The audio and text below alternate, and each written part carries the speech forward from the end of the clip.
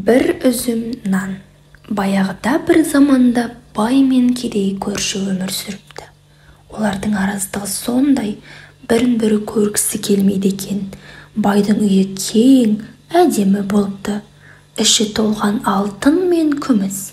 Ал кедейдің үйі ағаштан жасалған, төбесін бұтамен жапқан қара екен. Алтын мен күміс түгілі нанын әзер тауып жетті.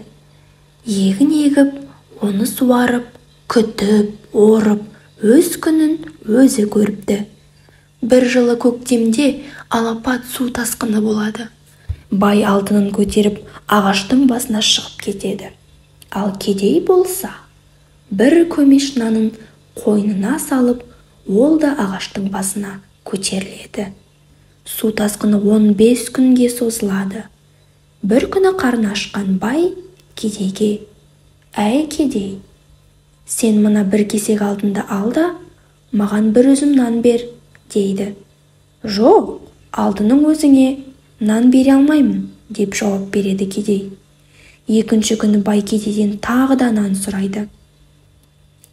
«Алтынның жартысын берейін», дейді бұл жолы. «Жоқ, бере алмаймын», деп бұл жолы да кедей келіспейді. Ақыры аштан өліп бара жатқан соң шыдамай, бай бір үзім нанға барлық алтынын айырбастайтынын айтады. Кедей бәрібір көнбейді. Бойынан күші кеткен бай басы айналып, суға құлап кетеді. Ал келесі күні су тоқтап, кедей ағаштың басынан түседі. Халықтың алтын күміс тас екенін, арпа бидай ас екен дейтіні осыған орай айтылған екен.